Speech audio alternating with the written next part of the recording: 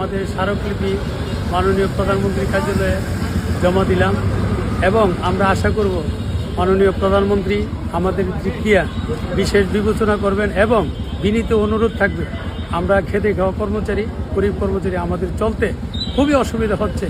আপনার কাছে আমাদের বিনীত অনুরোধ, আমাদের এই সুভাবে আমাদের সাক্ষাৎরা এবং আমাদের পে স্কেলের ব্যাপারে আশা করি এই বাজেটে চূড়ান্ত সিদ্ধান্ত নেবেন। বাংলাদেশ চতুর্থ শ্রেণী সরকারি কর্মচারী সমিতির পক্ষ থেকে মাননীয় প্রধানমন্ত্রীর বরাবরে আমরা নবম পে স্কেল বাস্তবায়নের দাবিতে স্মারকলিপি প্রদান করেছি এবং সশরীরে মাননীয় প্রধানমন্ত্রীর সাথে সাক্ষাতের জন্য একটি আবেদন দিয়েছি।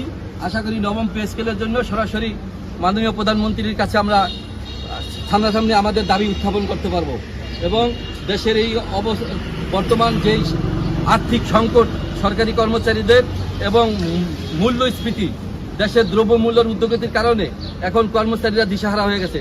তাই অতিবিলম্বে নবম পে স্কেল বাস্তবায়ন করে তাইলে সরকারি কর্মচারীদের এই মুহূর্তে বেঁচে থাকার জন্য একটি সুপরিকল্পিতভাবে পথ হবে। তাই মাননীয় প্রধানমন্ত্রীর কাছে আমাদের দৃষ্টি আকর্ষণ করছি, মাননীয় প্রধানমন্ত্রী আমাদের নবম পে স্কেল অবিলম্বে গেজেট প্রকাশ করে আমাদের এই দাবিটা মেনে নেবেন।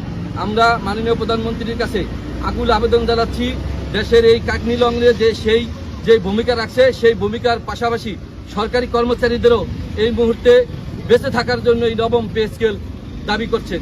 সারা বাংলাদেশের কর্মচারীরা মাননীয় প্রধানমন্ত্রীর দিকে তাকিয়ে আছে কবে নবম পে স্কেলের গেজেট প্রকাশ করবে।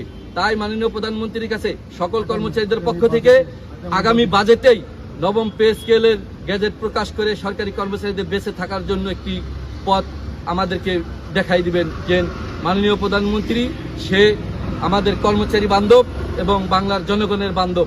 তাই দৃষ্টি আকর্ষণ করছি মাননীয় প্রধানমন্ত্রীকে অতিবিলম্বে আমাদের এই নবম পে স্কেলের গেজেটটা প্রকাশ করার জন্য।